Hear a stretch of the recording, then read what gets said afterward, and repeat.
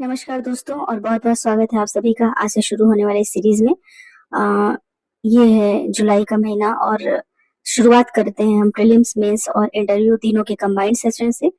इस सेशन की विशेषता ये रहेगी कि जो भी चैप्टर हम कंप्लीट करेंगे, जैसे कि आपके सामने दिख रहा होगा मौर्य साम्राज्य, तो मौर्य साम्राज्य जब हम कवर करेंगे तो मौर्य से रिलेटेड सारे क्वेश्चंस, चाहे वो आपको मल्टीपल चॉइस क्वेश्चन के रूप में, एमसीक्यू के रूप में पूछे जाएं, या फिर इससे रिलेटेड अगर कोई मेंस में कोई क्वेश्चन आता है तो, और यदि इंटरव्यू में आपका दृष्टिकोण पूछा जाता है, आपका ओपिनियन पूछा जाता है तो भी, जैसे मान लीजिए पूछा गया कि क्या मौर्य साम्राज्य के पतन में अशोक का योगदान था, मतलब अशोक ने बुद्धिज्म को एक्सेप्ट कर लिया था और फिर हिंसा छोड़ दी थी और युद्ध करना बंद कर दिया था, तो क्या ये कह सकते हैं कि अशोक जो डिक्लिनेशन हुआ, जो पतन हुआ मौर्य साम्राज्य का, उसके लिए उत्तरदायी था? तो आपका क्या व्यू रहेगा, आपका क्या ओपिनियन रहेगा, तो इससे रिलेटेड आप क्या आंसर देंगे और आपका दृष्टिकोण किस तरीके से डेवलप किया जा सकता है इंटरव्यू पॉइंट ऑफ व्यू से। तो मैं ऐसा प्रयास रहेगा हम लोगों का कि मौर्य साम्राज्य जैसे एक चैप्टर आपने कवर किया तो प्रीलिम्स मेंस और इंटरव्यू तीनों पॉइंट ऑफ व्यू से आपका सारा कुछ प्रिपेयर हो जाए।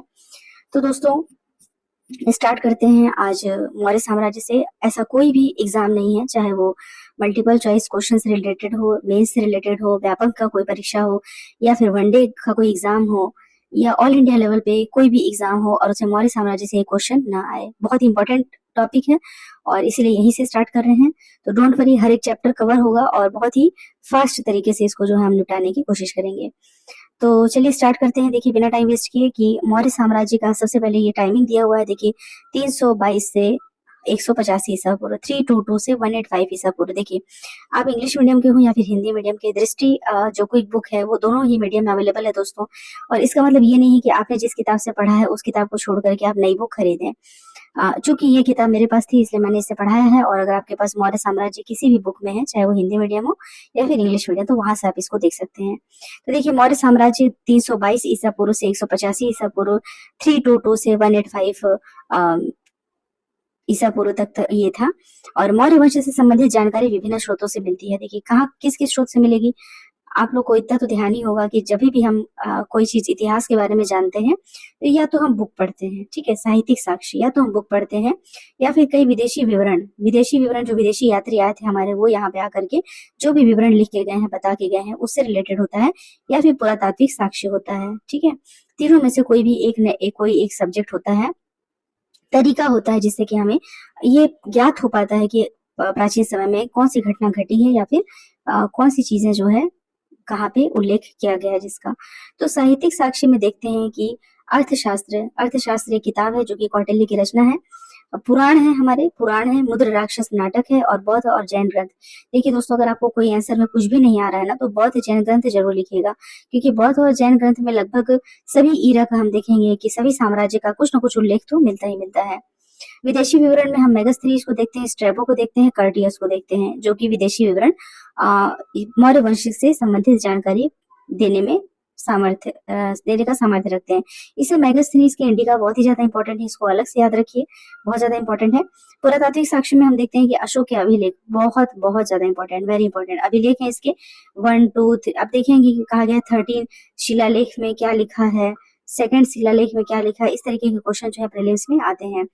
फिर आपका जूनागढ़ गिरनार का अभिलेख है, काली पॉलिश वाले जो मृदभांड है वो उसमें बताया गया है। फिर भवन है जैसे कि स्तूप और गुफा, और मुद्रा है आहत मुद्रा, पंचमार्क मुद्रा जो होते हैं वो है। अब देखते हैं हम साहित्यिक साक्ष्य के बारे में कि साहित्यिक साक्ष्य मतलब बुक्स कौन कौन सी है जहाँ पे अवेलेबल है। तो सबसे पहले ना, जब भी आपको साहित्यिक साक्ष्य के बारे में आए तो इन लोगों को जरूर याद रखिएगा कि ब्राह्मण, बौद्ध, जैन साहित्य मौर्य वंश के इतिहास पर प्रकाश डालते हैं। तो ये मात्र मौर्य वंश के इतिहास पर प्रकाश नहीं डालते, किसी भी प्रकार का इतिहास अगर हो तो आपको बौद्धिज्म और जैनिज्म से रिलेटेड जितने भी साहित्य है उसमें जरूर कुछ ना कुछ विवरण आपको मिल ही जाता है। ब्राह्मण साहित्य में देखिए पुराण कहा गया है। पुराण बताएंगे आपकी कितने पुराण होते हैं, कमेंट बॉक्स में बताइएगा कि कितने पुराण होते हैं। कौटिल्य के द्वारा रचित अर्थशास्त्र, कौटिल्य बहुत ही फेमस राइटर हैं और अर्थशास्त्र इनकी रचना है। विशाख दत्त का मुद्र राक्षस, देखिए राक्षस कैसा होता है, बहुत विशाल होता है, तो विशाख दत्त मुद्र राक्षस, इसको रिलेट करके पढ़िएगा। और अर्थशास्त्र मतलब इकोनॉमी को बढ़ाने के लिए, पैसा कमाने के लिए बहुत ज्यादा कुटिलता की आवश्यकता होती है। ठीक है, तो कौटिल्य के द्वारा रचित अर्थशास्त्र याद रखिएगा। विशाख दत्त, मुद्रा राक्षस, सोमदेव कृत, कथा सरित सागर। कथा सरित सागर, बहुत सारी कथाओं में आपने पढ़ा है ना कि जब सागर का मंथन करते हैं तो अमृत निकलता है, और अमृत जो सोम रस होता है उससे इसको कंपेयर कर सकते हैं। तो सोमदेव के द्वारा कृत कथा सरित सागर, क्षेमेंद्र के द्वारा वृहत कथा मंजरी। तो बहुत बड़ी बड़ी कथाओं में, वृहत कथाओं में हमने पढ़ा है कि क्या पढ़ा है कि क्षमा कर देने वाला व्यक्ति बहुत महान होता है। ठीक है, क्षमा करने वाला व्यक्ति बहुत महान होता है। तो क्षेमेंद्र कृत वृहत कथा मंजरी। और पतंजलि का महाभाष्य, पतंजलि देखिए बहुत ज्यादा फेमस हो रहा था। महाभाष्य मतलब महान रूप से ये फेमस। तो देखिए जो भी ब्राह्मण साहित्य थे उसके बारे में हमने बताया कि अर्थशास्त्र था, मुद्रा राक्षस है, कथा सरित सागर है, वृहत कथा मंजरी है और महाभाष्य है। इसके बाद बौद्ध ग्रंथों में देखिए नाम क्या है, दीपवंश, महावंश, महावंश टीका, महाबोधिवंश, दिव्यावदान। इसका नाम बिल्कुल ना अलग ही दिव्य जैसा लगेगा आपको। बौद्ध ग्रंथ मतलब दीपवंश, महावंश है ना, थोड़ा सा रॉयल टाइप का। महावंश टीका, महाबोधिवंश, दिव्यावदान। इसमें क्या है, जो उल्लेख किया गया है वो आपको मौर्य वंश के बारे में काफी जानकारी देता है। चंद्रगुप्त मौर्य के बारे में, बिंदुसार के बारे में, अशोक तथा परवर्ती मौर्य शासकों के विषय में बहुत सारी जानकारी आपको इससे मिलती है। तो इस तरीके से साहित्यिक साक्ष्य के बारे में हमने देखा। फिर जैन ग्रंथ देख लेते हैं। जैन ग्रंथ में क्या क्या है, तो भद्रबाहु का कल्पसूत्र है और हेमचंद्र का परिशिष्ट पर्वन। तो भद्रबाहु का क्या है, कल्पसूत्र है, और हेमचंद्र का परिशिष्ट। इसमें सर्वाधिक महत्वपूर्ण देखा जाए तो अर्थशास्त्र किताब है, जो कि मौर्य प्रशासन के अतिरिक्त चंद्रगुप्त मौर्य के जीवन पर भी प्रकाश डालता है। तो ये मौर्य प्रशासन का तो उल्लेख करता ही है, साथ साथ में चंद्रगुप्त मौर्य के जीवन मतलब जीवन के बारे में भी प्रकाश डालता है। विदेशी विवरण देखा जाए तो विदेशी विवरण में जो लेखक थे वो हैं Strabo, Curtius, Diodorus, Pliny, Arrian, Justin, Plutarch, Nearchus, Onesicritus और एरिस्टोबुलस इत्यादि हैं, जिन्होंने मौर्य वंश के बारे में समय समय पर क्या किया है, लिखा है। इसमें सबसे ज्यादा महत्वपूर्ण कौन सा है, इंडिका है, जो कि मेगास्थनीज की रचना है। मेगास्थनीज की इंडिका मौर्य इतिहास की जानकारी उपलब्ध कराने का प्रमुख स्रोत है, परंतु यह अपने मूल रूप में प्राप्त नहीं हुई थी, बल्कि इसके कुछ जो भाग थे वो परवर्ती लेखकों के ग्रंथों से प्राप्त होते हैं। इसमें स्ट्रैबो, प्लिनी, एरियस, प्लूटार्क तथा जस्टिन के नाम का उल्लेख मिलता है। तो जब कभी भी इंडिका का उल्लेख होता है, मेगास्थनीज का नाम आता है, वहां पे आप बिल्कुल आंख बंद करके मौर्य समाज के बारे में, मौर्य साम्राज्य के बारे में आप उल्लेख कर सकते हैं। उसके बाद देखिए जस्टिन आदि यूनानी विद्वानों ने भी चंद्रगुप्त मौर्य को सेंड्रोक्रोटस कहा है। कई बार क्वेश्चन में आता है कि सेंड्रोक्रोटस किसका नाम है या किसे इस नाम से पुकारा जाता था, तो ये है चंद्रगुप्त मौर्य को। सर्वप्रथम विलियम जोन्स ने ही सेंड्रोक्रोटस की पहचान चंद्रगुप्त मौर्य से की थी। देखिए कोई भी किताब लिख दिया गया और किताब में लिखा गया सेंड्रोक्रोटस का नाम, लेकिन हमको पता कैसे चलेगा कि वही चंद्रगुप्त मौर्य है। तो विलियम जोन्स जो हमारे जो थे, इनका उल्लेख आप पढ़ेंगे, इनका ना आर्कियोलॉजी में बहुत ही ज्यादा इंपॉर्टेंट रोल रहा है विलियम जोन्स का, और इन्होंने ही सेंड्रोक्रोटस की पहचान किसमें की थी, चंद्रगुप्त मौर्य से की थी। मेगास्थनीज यूनानी शासक जो सेल्यूकस निकेटर का राजदूत था, जो चंद्रगुप्त मौर्य के दरबार में आया था, इसने इंडिका में पाटलिपुत्र का विस्तार से वर्णन किया है। देखिए इंडिका जो किताब है ना, इंडिका को आप समझिए इंडिया, ठीक है, और इंडिया में ना पटना, पाटलिपुत्र, मगध जो वाला एरिया था वो देखा जाए तो किसी भी साम्राज्य के विकास में मगध का बहुत ही बड़ा योगदान होता था। तो इस तरीके से पाटलिपुत्र का विस्तार से वर्णन किया गया। ये काफी बार घुमा घुमा के ना प्रीलिम्स और मेंस में पूछा गया है दोस्तों, इसलिए इतना आप याद रखिएगा कि मेगास्थनीज की जो इंडिका थी ना, उससे पाटलिपुत्र का विस्तार से वर्णन है। विस्तार का वर्णन क्या होता है, वहां का रहन सहन, वहां का खान पान, वहां का जो भी एम्पायर वहां रहे हैं, वहां के भवन वगैरह, वहां की किताबें, इसके सभी के बारे में उल्लेख होगा। तो दोस्तों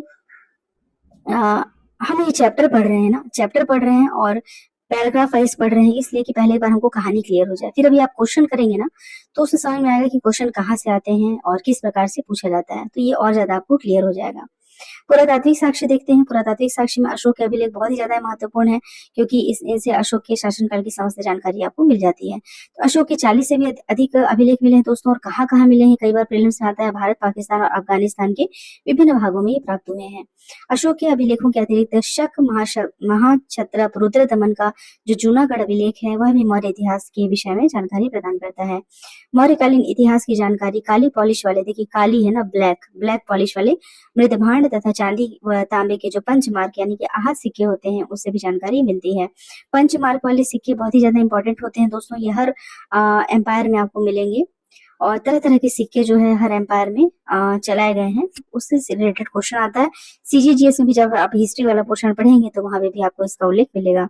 रुद्रदमन का जूनागढ़ गिरनार अभिलेख बहुत ही ज्यादा इंपॉर्टेंट है, ये कई बार क्वेश्चन में आ चुका है। अब आते हैं मौर्य साम्राज्य की स्थापना।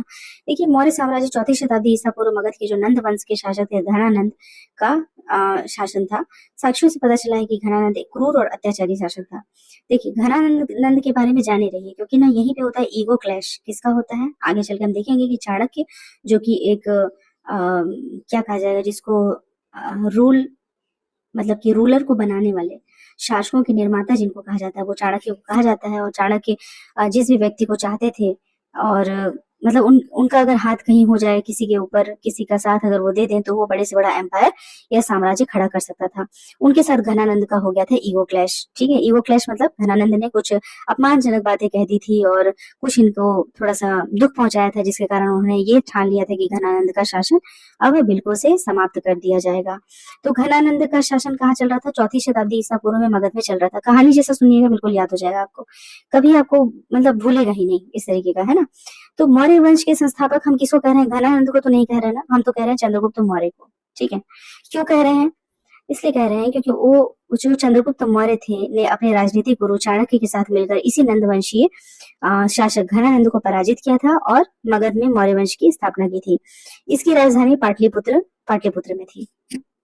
तो देखिए, क्या हुआ था कि चाणक्य जो है वो इतिहास में ऐसा उल्लेख मिलता है कि चाणक्य जो है वो एक बार गए थे घनानंद के राजमहल में। ठीक है, मतलब उनके जो समिति सभा क्या कहेंगे जो चल रही थी उसमें, तो वहां पे उन्होंने घनानंद ने चाणक्य का अपमान किया था और उन्हें मतलब जो ब्राह्मणों की विशेषता होती है, जैसे कि चुटिया रखते हैं और मतलब स्वयं मतलब सेल्फ डिपेंडेंट ना होकर के हर दरबार पर आश्रित होना और भिक्षावृत्ति करके ब्राह्मण जो अपना जीवन यापन करते हैं, उससे रिलेटेड कुछ उन्होंने कमेंट कर दिया था, जिसको लेकर के चाणक्य काफी आहत हुए थे और उन्होंने मतलब ठान लिया था कि अब ये घनानंद को शासक पद से हटा देना है।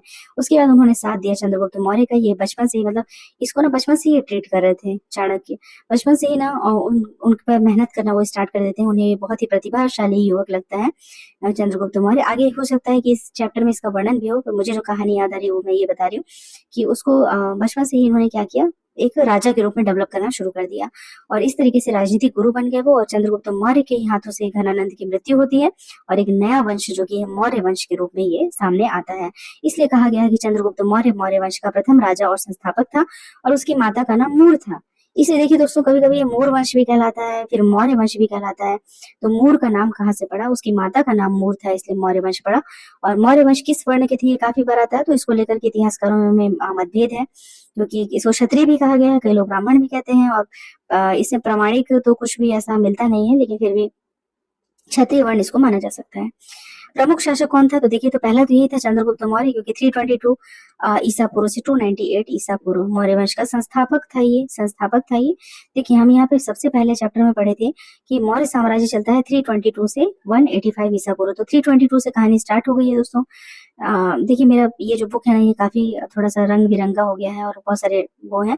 अगर आप फ्रेश ऑनलाइन जाएंगे तो आपको ये फ्रेश भी किताब मिल जाएगी। ठीक है, फिर भी लोगों का आग्रह था कि रंगी हुई किताब से ही पढ़ाया जाए, तो जिनको अच्छा लगता है वो पढ़िए और जैसे आपको लगता है तो कमेंट करके बताइएगा, क्योंकि इसकी फ्रेश बुक भी ऑनलाइन अवेलेबल है या मिल जाएगी, तो उससे भी आप पढ़ सकते हैं। फिर चंद्रगुप्त मौर्य देखिए 322 से 298। अब इसको याद रख लेना आपको, जब भी मौर्य वंश के बारे में आता है तो दोस्तों 322 आपको याद रखना। भी कैसे याद रखेंगे इसको? जैसे एक बार अगर आप पढ़ लिए ना तो ये हमेशा के लिए आपको याद हो जाना चाहिए कि इधर 322 है, उधर 298 है। 322 तो आपको याद रखना ही, क्योंकि पूरे मौर्य वंश का स्टार्टिंग यहीं से होता है। और 322 से 185, तो 3 है, फिर 2 है, फिर 2 है, तो 322 ईसा पूर्व, इसको याद रखना है। चंद्रगुप्त मौर्य जो थे वो चाणक्य की सहायता से अंतिम नंदवंशीय शासक घनानंद को पराजित करते हैं और पराजित करने के बाद 322 ईसा पूर्व में मगध की गद्दी पर बैठ जाते हैं। यहाँ से स्टार्ट होता है चंद्रगुप्त मौर्य का शासन। और चंद्रगुप्त मौर्य के वंश और जाति के संबंध में विद्वान क्या है, एक मत नहीं है। कुछ विद्वानों ने ब्राह्मण साहित्य, मुद्र राक्षस, विष्णु पुराण आदि के आधार पर इसे शूद्र भी माना है। तो इसमें हमको नहीं पढ़ना है, सब झंझटों में हमें सिर्फ वो पढ़ना है जो हमारे एग्जाम पॉइंट ऑफ व्यू से इंपॉर्टेंट है। कौटिल्य चाणक्य के बारे में देख लेते हैं, क्योंकि जो महावंश, देखिए महावंश मतलब थोड़ा रॉयल रॉयल नहीं लग रहा है, महावंश। तो ये किससे रिलेटेड है, ये बौद्ध जैन मतलब बौद्ध धर्म से रिलेटेड बुक है महावंश टीका। इसमें उल्लेख मिलता है कि चाणक्य जो थे वो तक्षशिला के निवासी एक ब्राह्मण थे। चाणक्य का पालन पोषण और शिक्षा उसकी माता के संरक्षण में हुआ है।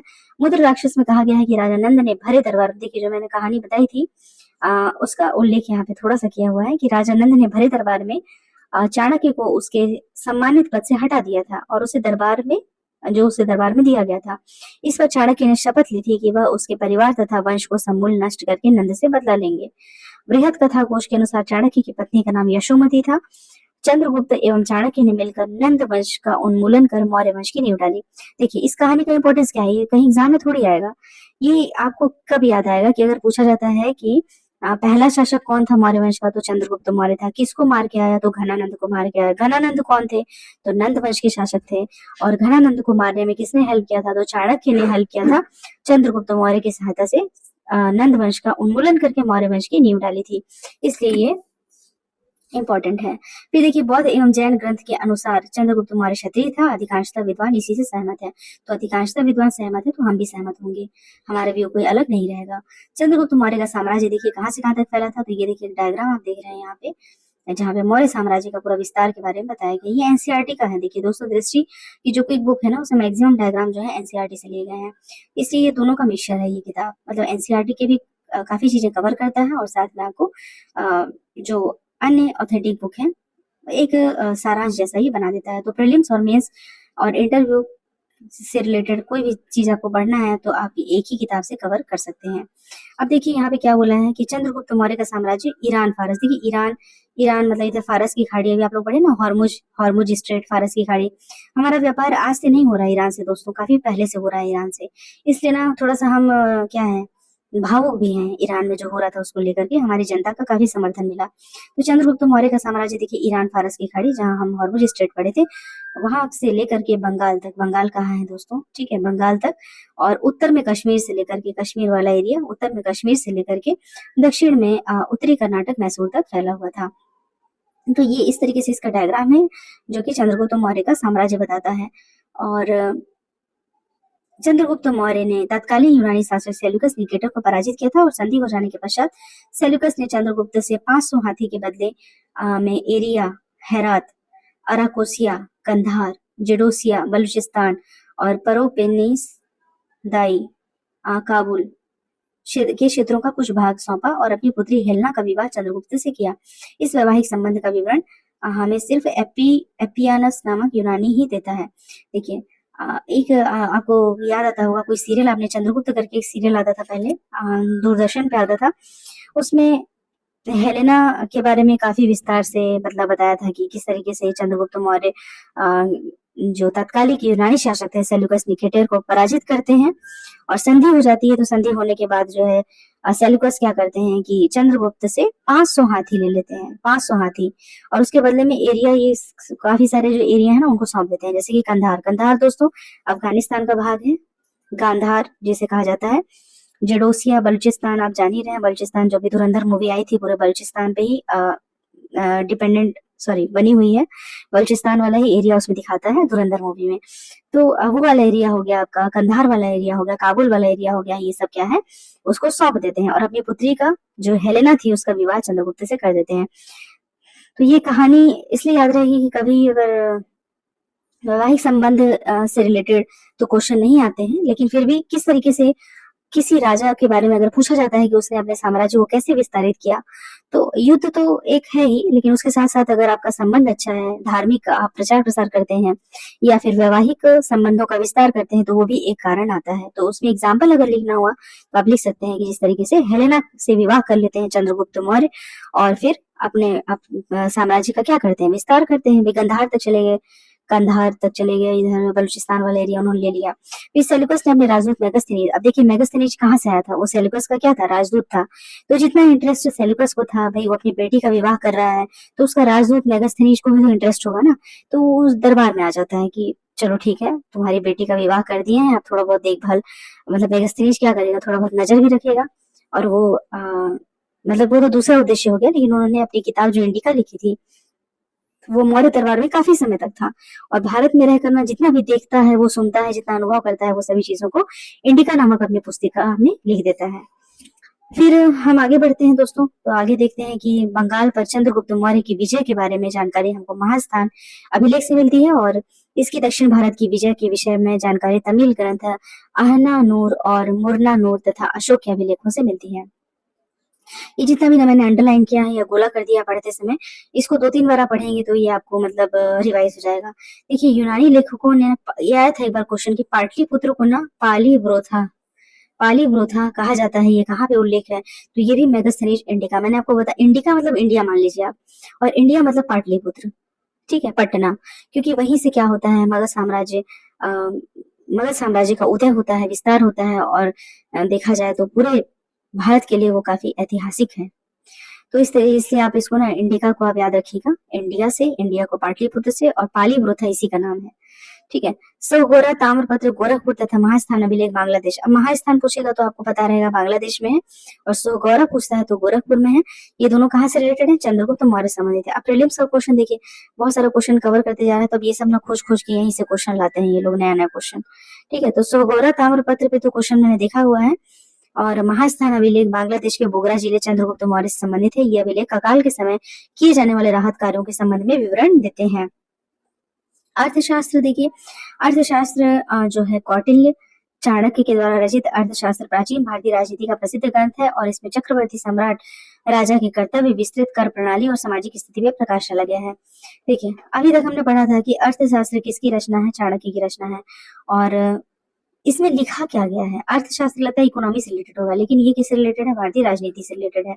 तो अर्थशास्त्र का अर्थ क्या है, अलग है। अर्थशास्त्र का अर्थ क्या है, भारतीय राजनीति का प्रसिद्ध ग्रंथ है, और इसमें चक्रवर्ती सम्राट राजा के कर्तव्य, विस्तृत कर प्रणाली, टैक्स का क्या क्या प्रणाली होता है, और सामाजिक स्थिति पर प्रकाश डाला गया है अर्थशास्त्र में, ठीक है। तो कभी पूछता है कि कौटिल्य ने अर्थशास्त्र में क्या क्या लिखा है, तो इकोनॉमी पे मत चले जाइएगा, है ना, ये भारतीय राजनीति का ग्रंथ है। और राजा के कर्तव्य वगैरह सारा जो एक डायग्राम बना के मैंने बताया था ना, मुख्य कोश वाला, आप लोग को याद होगा, तो वो है। फिर रुद्र दमन का गिरनार अभिलेख हजारों बार क्वेश्चन में आ चुका है, प्रीलिम्स का तो फेवरेट क्वेश्चन है। रुद्र दमन के गिरनार अभिलेख से ज्ञात होता है कि चंद्रगुप्त ने पश्चिम भारत में सौराष्ट्र तक का प्रदेश जीतकर अपने प्रत्यक्ष शासन के अधीन कर लिया था, और इस प्रदेश में पुष्यगुप्त को, जो कि चंद्रगुप्त मौर्य का राज्यपाल था, सुदर्शन झील का निर्माण कराया गया था। सुदर्शन झील 1000 बार क्वेश्चन में आ चुका है। कौन निर्माण करवाया था, तो चंद्रगुप्त मौर्य का राज्यपाल था पुष्यगुप्त। अब चाहे चंद्रगुप्त मौर्य आए ऑप्शन में या फिर पुष्यगुप्त आए, तो दोनों में से जो भी आएगा आपको टिक मारना होगा।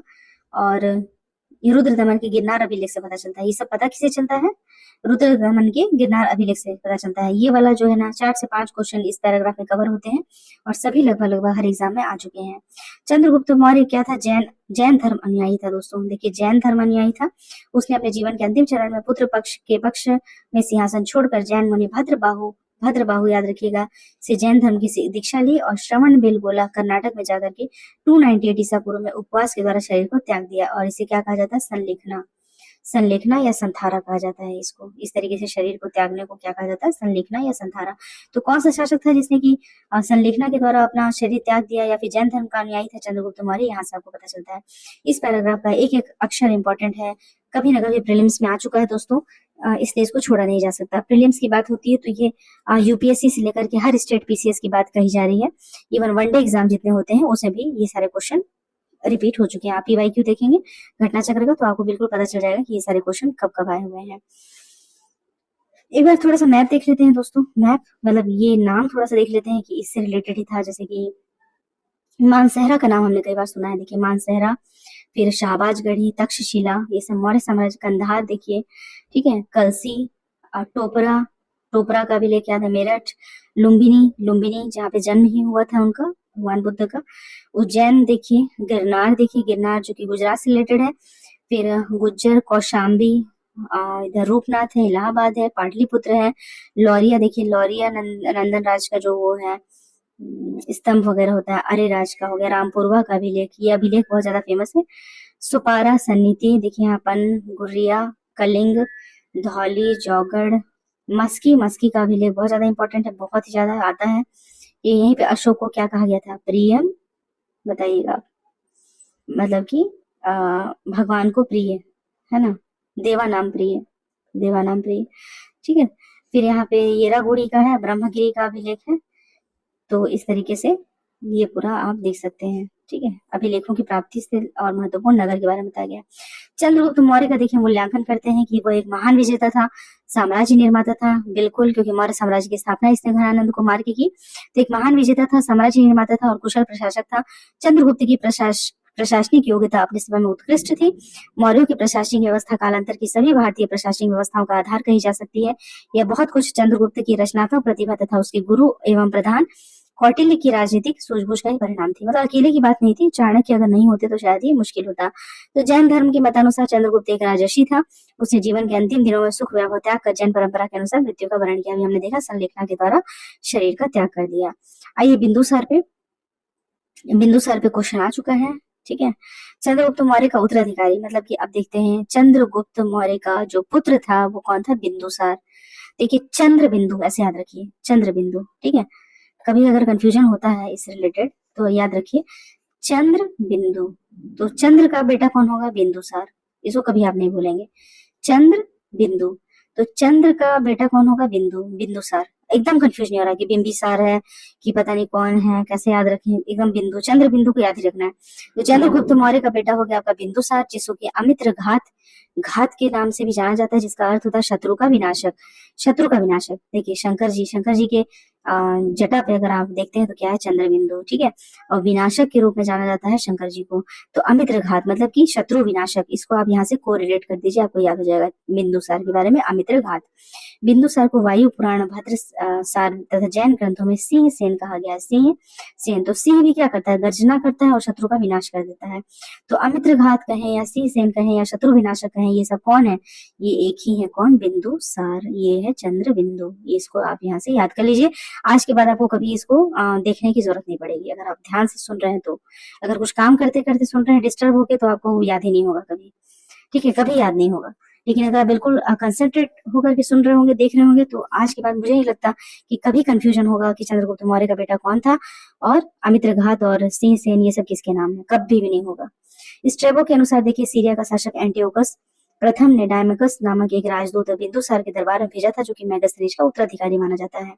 मैगस्थनीज का उत्तराधिकारी किसको भेजा गया? देखिए स्ट्रेबो लिख रहे हैं अपनी किताब में, स्ट्रेबो लिख रहे हैं कि सीरिया का शासक जो है एंटियोकस प्रथम ने डायमेकस नामक एक राजदूत बिंदुसार के दरबार में भेजा था, जो कि मैगस्थनीज का उत्तराधिकारी माना जाता था। ठीक है, आगे देखते हैं दोस्तों। आगे बिंदुसार के शासनकाल में तक्षशिला में हुए 2 विद्रोहों का वर्णन मिलता है। इस विद्रोह को दबाने के लिए बिंदुसार ने अपनी पहले सुसीम को और फिर बाद में अशोक को भेजा। उसके पुत्र थे, देखिए सुशीम पे उसको विश्वास था और बाद में अशोक को भेजा। एथेनियस नामक एक अन्य यूनानी लेखक ने बिंदुसार तथा सीरिया के शासक एंटियोकस प्रथम के बीच में मैत्रीपूर्ण व्यवहार का वर्णन किया है, जिसमें कि भारतीय शासक के ने 3 चीजों की मांग की थी। देखिए उस समय किस किस चीज की मांग होती थी? सूखी अंजीर, मतलब सूखी अंजीर का महत्व था, अंगूरी मदिरा और एक दार्शनिक। कितना मतलब बेहतरीन चीज है। देखिए दार्शनिक की मांग करते हैं, एक फिलोसफर की मांग करते हैं।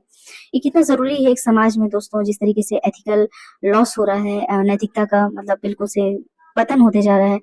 तो ऐसी स्थिति में एक दार्शनिक एक बहुत ही मतलब आवश्यक होता है। और उस समय भारतीय शासक से जो यूनानी है वो क्या मांग कर रहे हैं? सूखी अंजीर का मांग कर रहे हैं, अंगूरी मदिरा का और एक दार्शनिक का। सीरियाई सम्राट ने 2 चीजों मतलब कि अंगूरी मदिरा तथा सूखी अंजीर भिजवा दी, परंतु तीसरी मांग के संबंध में कहा कि यूनानी कानून के अनुसार दार्शनिकों का विक्रय नहीं किया जा सकता है। ये भारतीय शासक ने मांगा था, सॉरी शायद मैंने गलत बोल दिया। भारतीय शासक ने ये तीनों चीजों को मांगा था, सूखी अंजीर, अंगूरी मदिरा और एक दार्शनिक, जिसमें कि 2 चीजें तो मिल गई लेकिन दार्शनिक नहीं मिला। मिस्र के शासक टॉलमी द्वितीय ने फिलाडेल्फस ने डायनोसिस नामक एक राजदूत बिंदुसार के दरबार में भेजा। बिंदुसार के दरबार में डायनोसिस दिव्यावदान से ज्ञात होता है कि उसकी राजसभा में आजीवक संप्रदाय का एक ज्योतिषी पिंगलवत्स निवास करता था। कौन? पिंगलवत्स निवास करता था। बिंदुसार के काल में भी चाणक्य क्या थे? प्रधानमंत्री थे। चाणक्य बिंदुसार के काल में भी रहते हैं। जैसे कि वो चंद्रगुप्त मौर्य तो चले गए, कहाँ अपना कमंडल उठाया उधर, संलेखना अपना शरीर त्याग दिए, जैन धर्म को फॉलो करते थे। उसके बाद आ जाते हैं उनके पुत्र बिंदुसार। तो बिंदुसार के समय भी चाणक्य प्रधानमंत्री थे, उन्होंने छोड़ा नहीं था। दिव्यावतान देखिए, दिव्यावतान थोड़ा रॉयल लग रहा है, मतलब ये बौद्ध धर्म से रिलेटेड ग्रंथ है और उसमें ज्ञात होता है कि उनके राज्यसभा में आजीवक संप्रदाय का एक ज्योतिषी था, पिंगल वत्स निवास करता था। कहानी जैसा सुनते चलिए दोस्तों, अभी याद करने का टेंशन नहीं लेना है हमको, सिर्फ एक बार आप पढ़ते चलिए। अशोक देखिए, अशोक आते हैं बिंदुसार के पुत्र, बिंदुसार के पुत्र होते हैं अशोक। तो अशोक बिंदुसार का पुत्र था। कैसे याद रखेंगे, अभी हम लोग चंद्र बिंदु याद रखे थे, ठीक है, ऑलरेडी इतना लिखा हुआ है इसमें कि मैं क्या ही लिखूं। देखिए ये है चंद्र बिंदु, ठीक है, मतलब चंद्रगुप्त का बेटा बिंदुसार। बिंदुसार का पुत्र कौन हो रहा है, अशोक, ठीक है, अशोक। तो जिनके पास मतलब शिव जी से इसको आप कंपेयर कर लीजिए, शिव जी से कंपेयर कर लीजिए कि जिसके पास शिव जी होंगे, चंद्र बिंदु रहेगा, वो कभी शोक करेगा क्या, शोक नहीं करेगा, तो वो क्या हो जाएगा, अशोक। अशोक तो मतलब चंद्र बिंदु, बिंदुसार का बेटा कौन हो गया, अशोक। सिर्फ रिलेट करने के लिए बताया जा रहा है, आप और भी तरीके से याद कर सकते हैं। अशोक का वास्तविक राज्याभिषेक 269 ईसा पूर्व में हुआ था। इससे पहले अशोक उज्जैन का राज्यपाल था। मतलब देखिए अलग अलग, देखिए जिसे कि सुसीम संभाल रहा था उस तरीके से अशोक भी संभाल रहा था। तो अशोक क्या संभाल रहा था, उज्जैन संभाल रहा था उस समय, उज्जैन संभाल रहा था। जैन अनुश्रुति के अनुसार अशोक ने बिंदुसार की इच्छा के विरुद्ध मगध के शासन पर अधिकार कर लिया। सिंहली अनुश्रुति के अनुसार अशोक ने अपने 99 भाइयों की हत्या करके सिंहासन प्राप्त किया था। ये एक अनुश्रुति है, इसकी सत्यता पर उतना ज्यादा फेथ नहीं किया जा सकता, लेकिन फिर भी एक अनुश्रुति के अनुसार 99 भाइयों की हत्या करके उसने सिंहासन प्राप्त किया था। महाबोधि वंश तथा तारानाथ के अनुसार सत्ता प्राप्ति के लिए गृह युद्ध में अपने भाइयों का वध करके अशोक ने साम्राज्य प्राप्त किया। अशोक को उसके अभिलेखों में सामान्यतः देवा नाम प्रियदर्शी यानी देवों का प्यारा उपाधि दी गई थी। याद रखिएगा, हमेशा आता है ये कि देवा नाम प्रियदर्शी किसके लिए कहा गया है, तो अशोक के लिए कहा गया है। अशोक का नाम का उल्लेख देखते हैं हम मास्की, गुर्जरा, नेटूर, उदयगोलम अभिलेख में मिलता है। कभी कभी आता है कि कौन से ऐसे अभिलेख हैं जहाँ पे इनका उल्लेख मिलता है, तो मास्की, गुर्जरा, नेटूर और उदयगोलम। पुराणों में देखते हैं कि अशोक वर्धन तथा दीप वंश में करमोली कहा गया है। बहुत ज्यादा याद रखने की आवश्यकता नहीं है। देवा नाम प्रियदर्शी मोस्ट इंपॉर्टेंट है, इसको याद रख लीजिए, ठीक है, देवा नाम प्रियदर्शी ये इंपॉर्टेंट रख लीजिए। और यहाँ मास्की, गुर्जरा, जैसे मैंने एमपी लिखा है यहाँ पे, नेटूर, उदयगोलम अभिलेख में इसका उल्लेख मिलता है। पुराणों में अशोक वर्धन तथा दीप वंश में करमोली कहा गया है। राजाभिषेक से संबंधित मास्की के लघु शिलालेख में अशोक ने स्वयं को बुद्ध शाक्य कहा है। 1750 में टीफे थेलर ने सबसे पहले दिल्ली में अशोक के स्तंभ का पता लगाया, किंतु अशोक के अभिलेखों का सर्वप्रथम जेम्स प्रिंसेप ने 1837 पढ़ा था। ये आदमी महत्वपूर्ण है दोस्तों, ये आदमी महत्वपूर्ण है। जेम्स प्रिंसेप जो है ना, ये इंपॉर्टेंट है क्योंकि इसने अशोक के अभिलेख को सबसे पहले पढ़ने का प्रयास किया था और सफलतापूर्वक पढ़ा, ठीक है। तो प्रिंस कहेंगे क्योंकि देखिए द ग्रेट लीडर बहुत कम हुए हैं, जैसे कि Ashok the great, Akbar the great, है ना। तो जो ग्रेट होते हैं उनके अभिलेख कौन पढ़े हैं, प्रिंसेप, मतलब प्रिंस से थोड़ा रिलेट कर लीजिए। तो इनके अभिलेखों को सबसे पहले किसने पढ़ा था, जेम्स प्रिंसेप ने पढ़ा था, 1837 में इसे पढ़ा था। फिर कलिंग युद्ध, द मोस्ट इंपॉर्टेंट युद्ध और जिसने जीवन बदल दिया कई लोगों का, और अशोक का तो बदला ही हमारे भारतीय इतिहास का भी, ये एक महत्वपूर्ण युद्ध है। तो ये इनका राज्याभिषेक होता है। राज्याभिषेक के 8वें वर्ष में 261 ईसा पूर्व में कलिंग पर आक्रमण कर देते हैं ये, ठीक है। तो देखिए वर्तमान जो उड़ीसा है उसके दक्षिणी भाग में कलिंग है और 13वें शिलालेख मतलब 13वें शिलालेख में इस कलिंग के युद्ध के बारे में हमको विस्तार पूर्वक जानकारी मिलती है। तो कलिंग युद्ध में हुए नरसंहार से विचलित अशोक ने युद्ध की नीति को सदा के लिए क्या किया, त्याग कर दिया। यहाँ से ये त्याग कर देते हैं दोस्तों कि अब से कभी युद्ध नहीं करेंगे। वहां पे जो भी जनधन की हानि होती है उसको देख करके इनका हृदय विचलित हो जाता है। कई अभिलेखों से स्पष्ट होता है कि उनका साम्राज्य उत्तर पश्चिमी सीमा प्रांत अफगानिस्तान से लेकर के कर्नाटक तथा पश्चिम के काठियावाड़, गुजरात से लेकर के पूर्व में बंगाल की खाड़ी तक विस्तृत था। कल्हड़ की जो राज तरंगिणी है उससे पता चलता है कि उसका अधिकार कश्मीर पर भी था, ठीक है। अभी तक तो हम सोचते थे कि नहीं था कश्मीर पे, लेकिन कश्मीर में भी था, ये कल्हड़ की राज तरंगिणी से पता चलता है। तो इसके अनुसार वहां धर्मारिणी विहार में अशोकेश्वर नाम के मंदिर की स्थापना करवाई थी। कश्मीर में श्रीनगर तथा नेपाल में देवपत्तन नामक नगर बसाया था इन्होंने। अब आते हैं अशोक का धार्मिक जीवन, बहुत बहुत ज्यादा इंपॉर्टेंट है अशोक का धार्मिक जीवन, और ये एकदम turning point of the life है अशोक का भी और हमारे भारत के इतिहास का भी। तो अशोक शुरुआत में ब्राह्मण धर्म का अनुयायी था, लेकिन बाद में बौद्ध धर्म का अनुयायी बन जाते हैं। राजतरंगिणी के अनुसार अशोक शैव धर्म के अनुयायी थे और उनके अभिलेखों में सर्वत्र देवा नाम प्रियदर्शी यानी कि देवताओं को प्रिय या देखने में सुंदर इसको कहा जाता है, ये सब उल्लेख मिलता है। सिंहली अनुश्रुति यानी कि दीपवंश और महावंश के अनुसार अशोक ने अपने शासन के चौथे वर्ष में बड़े भाई निग्रोध के व्यक्तित्व से प्रभावित होकर के बौद्ध धर्म को अपना लिया था। देखिए अब इसके कौन थे? उपगुप्त थे जो उनको दीक्षा दिए थे, बौद्ध धर्म की दीक्षा देने वाले कौन थे? उपगुप्त। ये देखिए उपगुप्त, ठीक है, बौद्ध भिक्षु थे। इन्होंने अशोक को बौद्ध धर्म की शिक्षा दी थी। अशोक ने आजीविकों के रहने के लिए बराबर की पहाड़ियां, आता है इंपॉर्टेंट है, बराबर की पहाड़ियां कहाँ पर हैं? 4 गुफाओं में 3 का निर्माण करवाया, जिसका नाम की कर्ण, चोपर, सुदामा गुफा और विश्व झोपड़ी थी। जबकि चौथी गुफा लोमश ऋषि का निर्माण अशोक के पौत्र जो है दशरथ के समय हुआ था। तो दशरथ यानी कि अशोक का जो पौत्र था वो, और अशोक ने आजीविकों के रहने के लिए क्या बनाया था? बराबर की पहाड़ियों में। ये भी कला में आता है, जब मौर्यकालीन कला आप पढ़ेंगे ना तो उसमें स्तूप आते हैं और ये गुफाएं भी आती हैं, ठीक है। अशोक ने अपने शासन में के 10वें वर्ष में बोध गया की यात्रा की और उसके बाद अभिषेक के 20वें वर्ष में लुम्बिनी ग्राम गए थे वो। तो इन्होंने बौद्ध स्थानों की यात्रा भी की थी, ठीक है। फिर हम देखते हैं कि शिलालेख जो कि हमें भाबरू से प्राप्त होता है उसमें स्पष्ट बुद्ध धर्म और संघ का विवादन करता है। सारनाथ, सांची और कौशाम्बी के लघु स्तंभों से भी अशोक के बौद्ध होने का प्रमाण मिलता है। बौद्ध धर्म ग्रहण करने के बाद अशोक ने आखेट और विहार यात्राएं रोक दी थी और उसके स्थान पर धर्म यात्राएं प्रारंभ की थी, और वह महात्मा बुद्ध के चरणों से पवित्र हुए स्थानों पर गया और उसकी पूजा करने लगा। दोस्तों इसका क्रोनोलॉजी आता है कि वो कहाँ कहाँ गया था। तो देखिए इसको याद करने के लिए मैंने यहाँ साइड में लिखा हुआ है कि वो सबसे पहले वो बोध गया, फिर वो कुशीनगर गया, लुम्बिनी गया, कपिल वस्तु गया, सारनाथ गया और श्रावस्ती गया। तो ये हमेशा भूल जाते हैं दोस्तों, भूल जाते हैं। तो भूलने के लिए फिर यहाँ देखिए जब मैंने सेकंड थर्ड रीडिंग मारी होगी तो फिर यहाँ पे इसको फिर से इसको कंक्लूड कर लिया है। BKL KSS।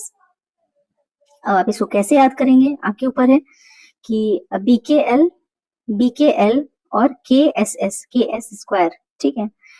पहले बोध गया है, फिर कुशीनगर, फिर लुम्बिनी, BKL और फिर KSS। तो कपिल वस्तु, सारनाथ और श्रावस्ती।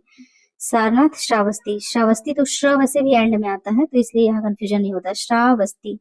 और यहाँ पे क्या है? सारनाथ, SS स्क्वायर ये हो गया। फिर आपका कपिल वस्तु है, इधर BKL है तो BKL में बोध गया, कुशीनगर और लुम्बिनी। 2-3 बार आप पढ़ेंगे याद हो जाएगा, कोई दिक्कत नहीं है, ठीक है। BKL KSS ये चूंकि हाँ क्वेश्चन में आता है इसलिए मैंने यहाँ पे लिख लिया है, इसका क्रोनोलॉजी कभी कभी पूछता है। फिर धर्म प्रचारक और स्थान और देश, तो इसमें महेंद्र और संघमित्रा जो थे वो श्रीलंका जाते हैं। इनके पुत्र पुत्री थे, तो ये धर्म प्रचारक थे। महारक्षित जो है यवन देश में जाता है। मज्जिम जो था वो हिमालयवर्ती देश में जाता है। महादेव महिषमंडल मैसूर में जाता है। महाधर्म रक्षित महाराष्ट्र में जाता है। सोना और उत्तरा सुवर्ण भूमि, जैसे सोना इधर सुवर्ण है, मध्यांतिक जो है कश्मीर और गंधार में जाता है। इसमें से ज्यादा इंपॉर्टेंट आपका यही है महेंद्र और संघमित्रा जो कि श्रीलंका जाते हैं प्रचार प्रसार करने के लिए, प्रचार प्रसार करते हैं किसका? बौद्ध धर्म का। और इसमें और याद करना चाहते हैं आप तो महाधर्म रक्षित महाराष्ट्र का है, म से महाराष्ट्र, म से महाधर्म रक्षित। महादेव, म से महादेव, म से महिष, मही और महा एक ही टाइप का लग रहा है। महादेव महिषमंडल महादेव। मज्जिम हिमालय पर्वत वाला है, हिमालय पर्वतीय देश में जाता है मज्जिम। और मध्यांतिक कश्मीर और गंधार में जाता है। देखिए मज्जिम हो या मध्यांतिक हो एक ही टाइप का नाम लग रहा है और ये दोनों नॉर्थ में ही जा रहे हैं। नॉर्थ मतलब कि कश्मीर, गंधार और हिमालयवर्ती देशों में जा रहे हैं।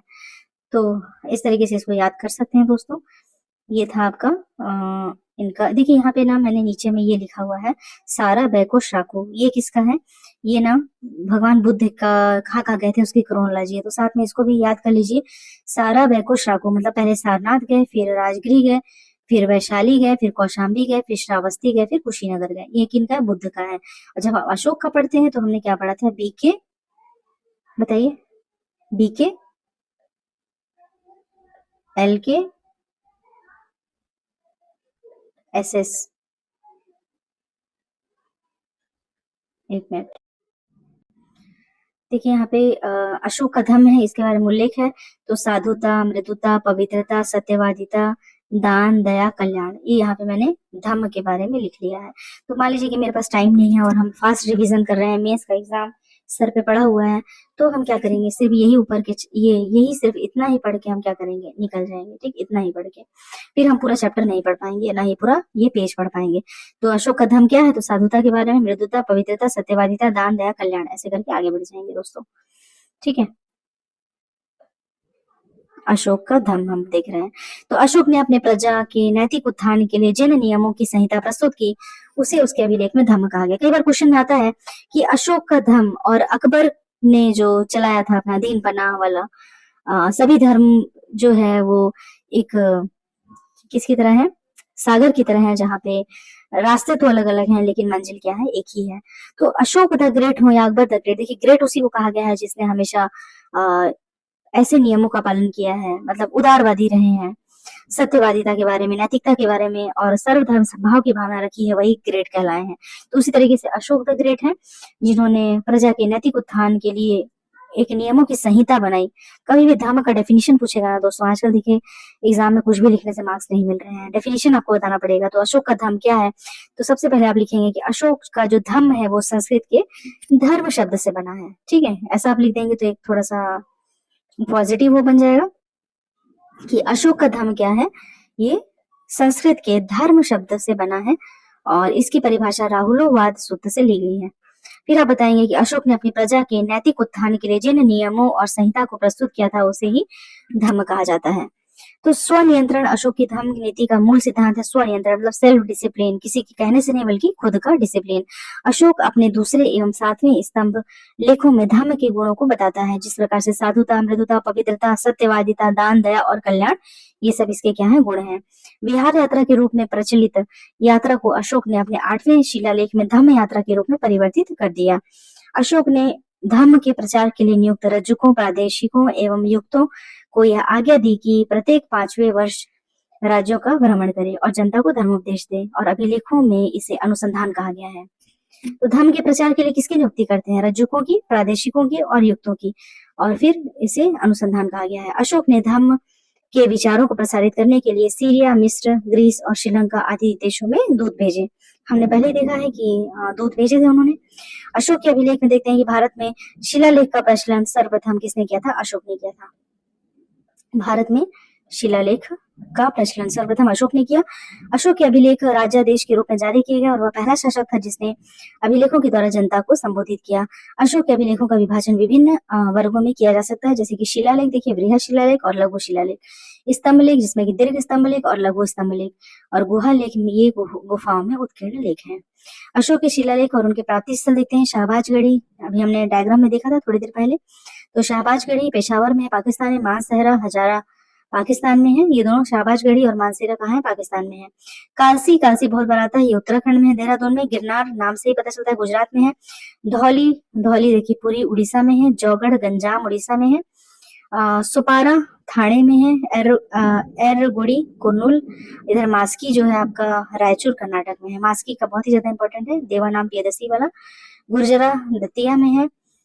ब्रह्मगिरी मैसूर, भाबरू बैराट राजस्थान, अहरौरा मिर्जापुर, जटिंग रामेश्वर कर्नाटक, सासाराम बिहार, राजुल मंडगिरी कुर्नूल में है।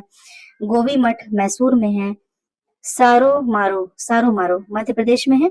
निट्टूर कर्नाटक में है। उदयगोलम बेल्लारी में है और सन्नाती कर्नाटक में है। एक बार मैंने पढ़ दिया इसको सारा कि क्या पता कभी कुछ क्वेश्चन आ जाए तो हमको पढ़ा सुना कम से कम लगना चाहिए। अशोक के दीर्घ स्तंभ लेखों की संख्या 7 है, जो कि 6 विभिन्न स्थानों में पाषाण स्तंभों पर उत्कीर्ण पाए गए हैं, जैसे कि दिल्ली टोपरा स्तंभ बहुत इंपॉर्टेंट है। मेरठ और टोपरा का जो स्तंभ लेख है वो काफी ज्यादा महत्वपूर्ण है। इलाहाबाद स्तंभ लेख, लौरिया नंदनगढ़ स्तंभ लेख, रामपुरवा स्तंभ लेख, लौरिया अरेराज स्तंभ लेख।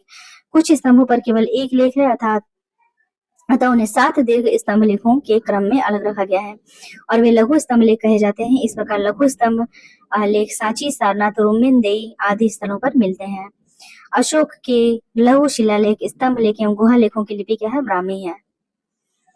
केवल 2 अभिलेख शाहबाजगढ़ी और मानसेरा की लिपि जो है ब्राह्मी ना होकर के खरोष्ठी आता है। दोस्तों ये क्वेश्चन आता है कि कहाँ पे उन्होंने कौन सी लिपि का प्रयोग किया। ब्राह्मी लिपि तो हम जानते ही हैं, और खरोष्ठी पाकिस्तान वाला याद रखिएगा, जो उधर लिखा है ना शाहबाजगढ़ी मानसेरा वाला, वो खरोष्ठी होता है। और जो अपना इंडियन वाला है इधर वाला, ये ब्राह्मी लिपि में लिखा है। तो अशोक के सभी अभिलेखों का विषय क्या था? प्रशासनिक था। रोमिनदेही अभिलेख का विषय आर्थिक था। रोमिनदेही आर्थिक से संबंधित है, बाकी सभी प्रशासनिक है। बाकी ये इधर उतना ज्यादा इंपॉर्टेंट नहीं है। मेरठ और टोपरा अशोक स्तंभ दिल्ली से मंगवाए गए थे। इलाहाबाद स्तंभ लेख पहले कौशाम्बी में था, फिर जहांगीर के द्वारा इसे इलाहाबाद किले में। इलाहाबाद का किला कभी आप घूमने जाइएगा तो वहां देखिएगा एक रखा हुआ है ये, और वहां पे उत्कीर्ण है स्तंभ लेख वहां पे इसका। रामपुरवा स्तंभ लेख चंपारण में है। इसकी खोज कार्लाइल ने की थी। लौरिया नंदनगढ़ भी वहीं पे है। अशोक का शर एक पुना कंधार अभिलेख ग्रीक और अरामाइक भाषाओं में प्राप्त होता है।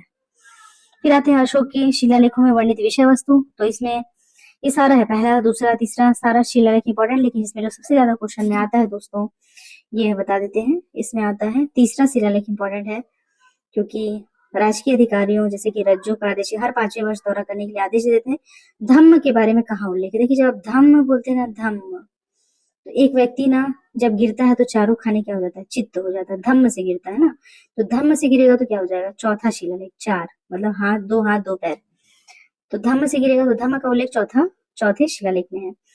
5वें शिलालेख में वर्ण व्यवस्था, कभी आप लोग सोचे हैं कि मौर्यकालीन वर्ण व्यवस्था का उल्लेख कहाँ पे? जब आप मेंस में आंसर राइटिंग करेंगे तो वहां पे अगर आप बता देंगे कि 5वें शिलालेख में उल्लेख मिलता है वर्ण व्यवस्था का, तो ये क्या हो जाएगा? आपका आंसर को समृद्ध करने काम आएगा। 6वां शिलालेख आत्मनियंत्रण, सेल्फ डिसिप्लिन की बात की गई थी ना। देखिए 6 इंद्रियां होती हैं, तो 6 इंद्रियों पे क्या है? आप अगर आत्मनियंत्रण, सेल्फ डिसिप्लिन, तो इसलिए 6वां शिलालेख याद रख सकते हैं। धार्मिक सहिष्णुता के बारे में कब बातें कर रहे हैं? 7वां शिलालेख, मतलब कि 7 समुद्र पार करके हमें ये समझ में आया कि सब धर्म एक है। पूरी कहानी है कि तभी आप कहीं भी घूम फिर लीजिए ना, तो आपको यही समझ में आएगा कि धर्म मतलब कुछ है नहीं। धर्म ये है कि आप अपने अंदर से जुड़ जाइए, बस अपने ईश्वर पर भरोसा रखिए, गलत काम नहीं करिए, नैतिकता के साथ रहिए, यही धर्म है। ठीक है, तो 7 समुद्र पार करके क्या समझ में आया? सहिष्णुता की बात समझ में आई, जो 7वें शिलालेख में है। 8वां शिलालेख धर्म यात्राओं का उल्लेख करता है। जब बात समझ में आ गई 7 समुद्र वाली, तो फिर आप 8वें शिलालेख में धर्म यात्राओं का उल्लेख, फिर आप क्या करेंगे? 8वें में जाके किताब लिखेंगे कि भाई हमें क्या क्या समझ में आया। तो बोध गया के भ्रमण का उल्लेख भी यही है 8वें शिलालेख में।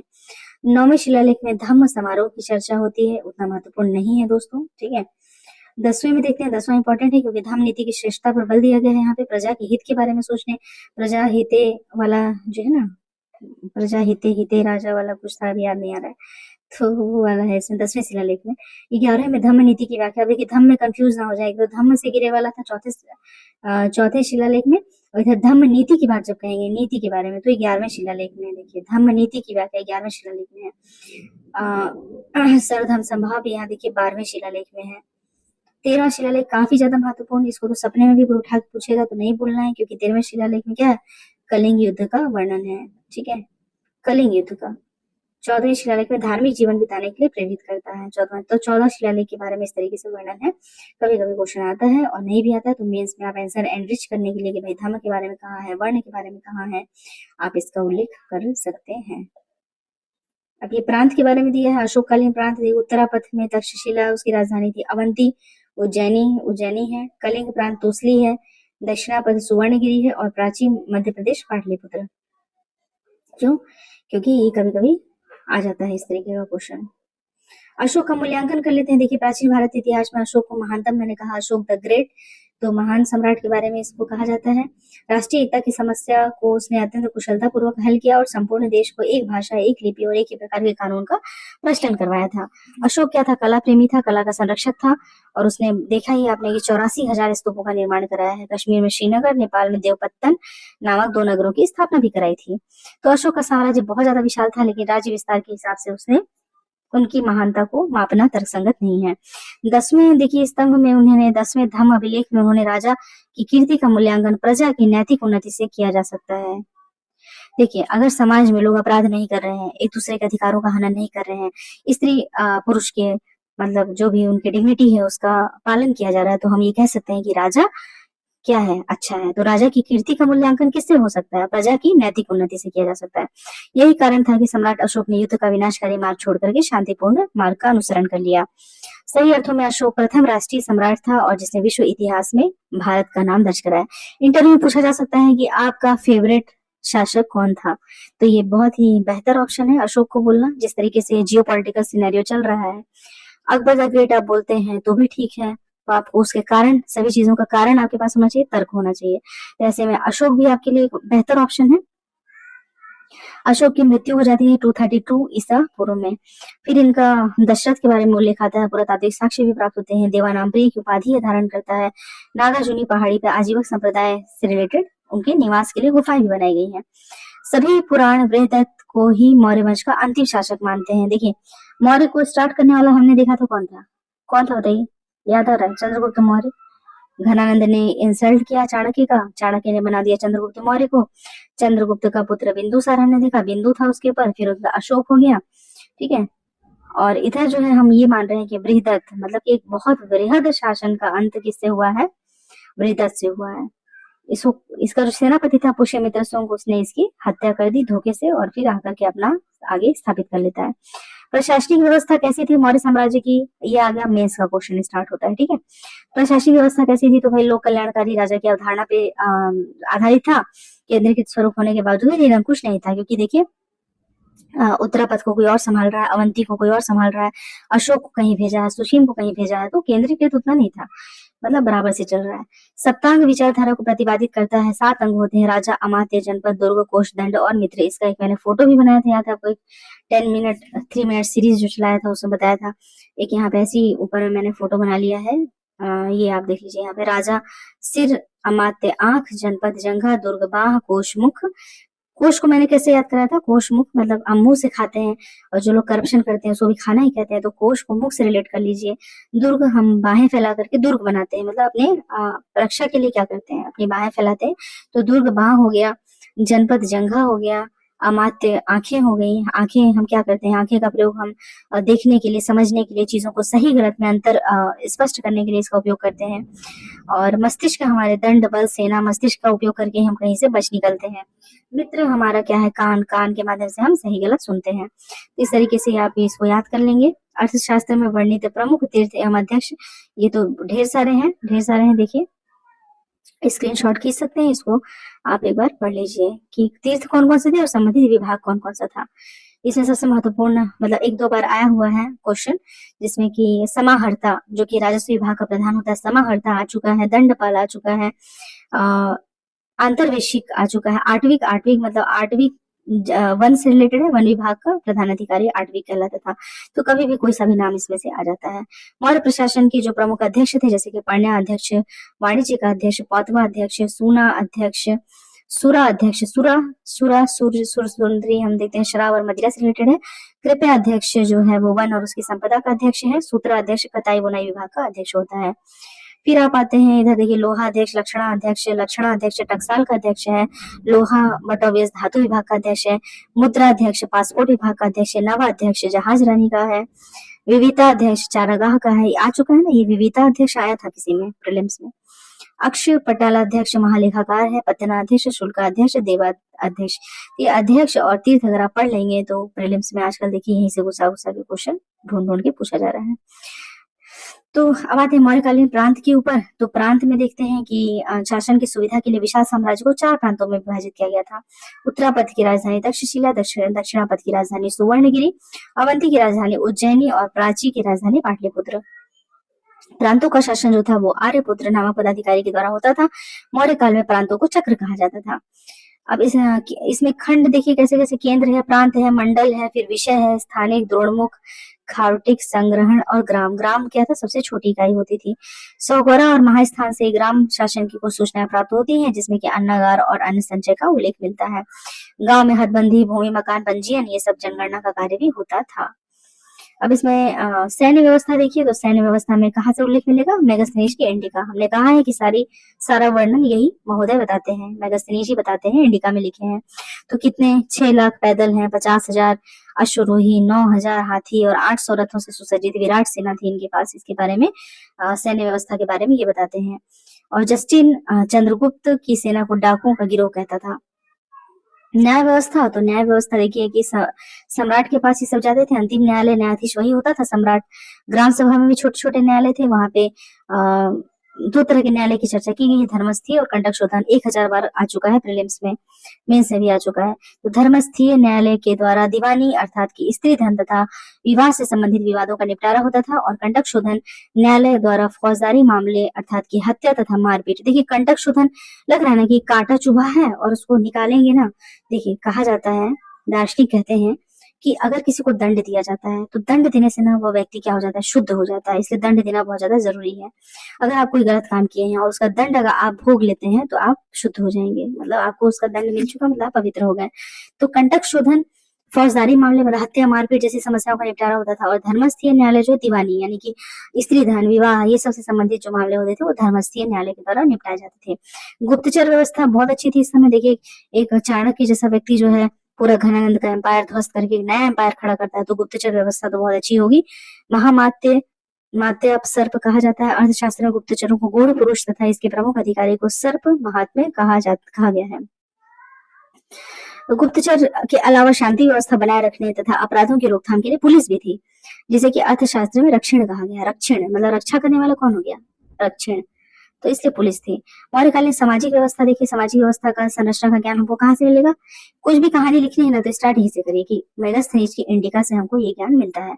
अशोक के अभिलेख तथा रुद्र दमन के जूनागढ़ अभिलेख से ये जानकारी हमको प्राप्त होती है। तो एक समाज में कौन कौन होगा, समाज में दार्शनिक होंगे, किसान होंगे, अहीर होंगे, सैनिक होंगे, सभासद होंगे, किसान होंगे, जो भी आपको याद आता है इसमें लिख दीजिए। सामाजिक व्यवस्था में दास व्यवस्था उस समय नहीं थी उतनी, जबकि मौर्यकालीन अर्थव्यवस्था में दासों का अच्छा खासा योगदान था।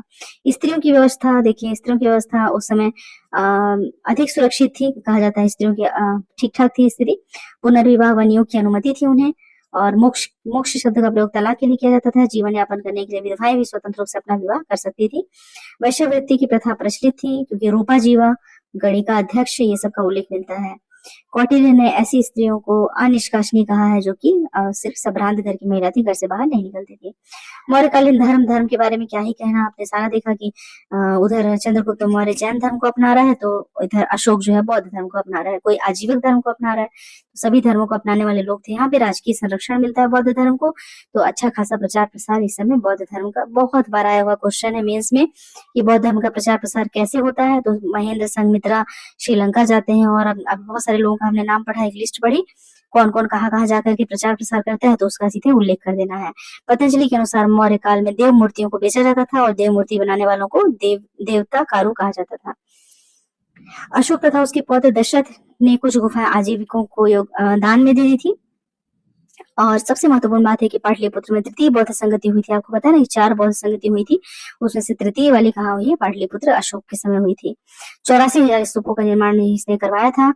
संलेखना के बारे में हमने पढ़ा है। मौर्यकालीन अर्थव्यवस्था, हर अर्थव्यवस्था में क्या होगी, कृषि होगा, पशुपालन होगा, वाणिज्य व्यापार होगा।